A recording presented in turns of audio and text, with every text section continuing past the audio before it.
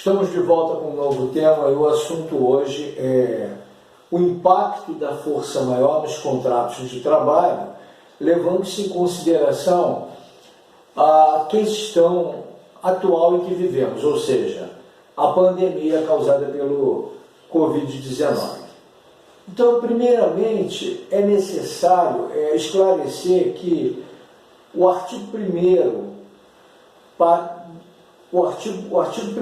parágrafo único da medida provisória 927/2020, editada pelo governo federal, ela previu de forma expressa, para efeitos trabalhistas, o estado de calamidade pública como motivo de força maior. Então, esse é o passo inicial. Indo mais adiante, o artigo 501 descreve que a força maior é um acontecimento inevitável em relação à vontade do empregador e para a realização da qual ele não concorreu de forma direta ou indireta. Então, o artigo 501 da Consolidação das Leis do Trabalho dá a definição do que é a força maior. Então, diante desses pequenos comentários, podemos concluir com muita facilidade que a questão da pandemia gera força maior? Gera força maior, sim. Pode dar base para a aplicação do comando contido no artigo 502 da CLT, que prevê a existência de força maior, devidamente comprovada, a extinção da empresa ou a extinção do estabelecimento em que trabalha o empregado. Então, a pandemia pode sim ensejar, a título de defesa, para uma empresa, motivo e questão de força maior para que o empregador não venha honrar o seu contrato de trabalho. É possível. Portanto, nessa esteira de argumentos e de justificativas legais impostas por lei, há inclusive uma motivação legal para o pedido de suspensão de acordos firmados em juízo, sob a tese argumentativa de que da teoria da imprevisão, ou seja, esses argumentos que a gente acabou de falar, então a empresa pode ir lá, comprovados esses argumentos, aplicar a teoria da imprevisão, que é aplicável aqui ao caso concreto, que está lá prevista no artigo 478 do Código Civil Brasileiro, ou seja, de pedir a suspensão desses acordos firmados exatamente porque a empresa não tem condições de honrar pelas questões acima já articuladas e devidamente comprovadas. Mas é necessário também frisar, e eu quero deixar isso bem claro, que a simples ocorrência da pandemia, por si só, ela não é suficiente para rever um acordo firmado em juízo, ou os acordos firmados, ou o contrato de trabalho em curso. Então, tem condições sine qua non, ou seja, condições essenciais, especiais e indispensáveis. Isso quer dizer que deve-se provar, no caso da empresa, o seguinte: deve-se provar o impacto da pandemia na vida financeira da empresa, os prejuízos que a empresa está tendo e a impossibilidade de adimplemento daquelas verbas contratuais, de salário, de férias. Então, não é só a pandemia por si só que vai gerar esse direito. Tem que se provar essas condições. São condições, como eu disse, indispensáveis para o prosseguimento do feito.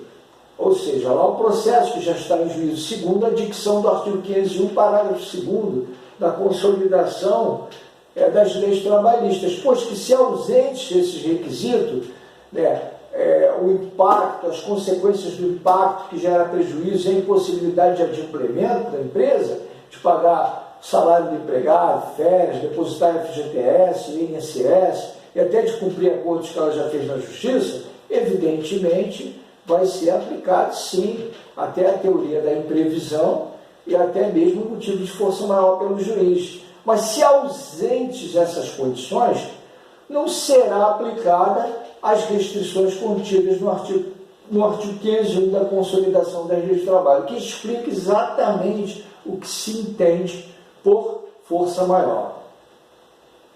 Um outro aspecto que deve ser aqui enfatizado, que é a simples crise financeira do empregador no mercado de trabalho, digamos, pelos não recebimentos de seus créditos com outras empresas, etc. e tal, por si só não constitui motivo de força maior nos termos, né, que a matéria está regida na CLT do artigo 501 ao artigo 504. Por quê? Exatamente por quê? Porque aí vai se aplicar uma teoria. Qual é a teoria que pode se aplicar? A teoria da alteridade. Isso quer dizer o seguinte, porque os riscos do empreendimento, eles são único e exclusivo do empregador, segundo a regra cogente, né, obrigatória do artigo 2º da Consolidação das Leis do Trabalho.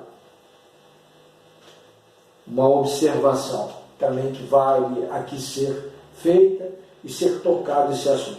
A imprevidência do empregador, como está escrita lá no artigo 1º do artigo 500, no parágrafo 1º do artigo 501, ela exclui a razão de força maior, que seria a imprevidência. O pedido,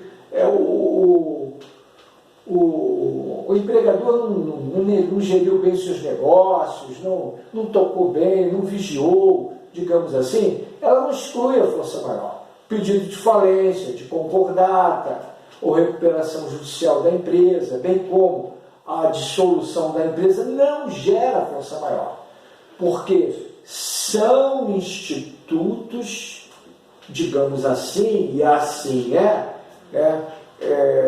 dos riscos da atividade empresarial e econômica. Isso também está lá escrito e previsto no artigo 449 da Consolidação das Leis do Trabalho. Por fim, quero ressaltar que o artigo 503 da Consolidação das Leis do Trabalho, ele autoriza a redução salarial dos empregados em caso de força maior comprovada ou prejuízos devidamente, os prejuízos comprovados devidamente. Então ele autoriza assim, não podendo essa redução ser ultrapassada de 25% e devendo ainda ser respeitada em qualquer situação a garantia do salário mínimo regional do empregado.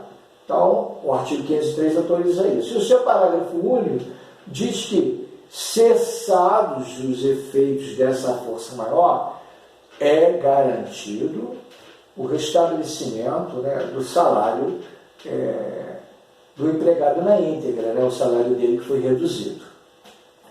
E para finalizar, temos uma regra lá no artigo 504 da CLT, que diz que se ficar comprovado perante o juiz a falsa alegação do motivo de força maior, então se tratar de um empregado estável, é garantida a reintegração do empregado.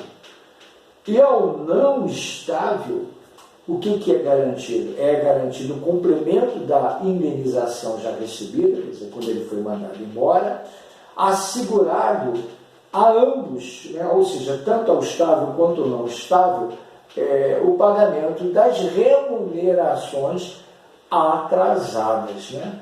Exatamente se comprovado a alegação falsa de força maior. Pois bem, tecidas essas considerações, encerro aqui essa exposição e quero dizer que o tema não está exaurido. Aqui estão algumas considerações que entendo pertinentes. O tema, muito pelo contrário, está em aberto. E até uma próxima vez, se Deus assim o permitir.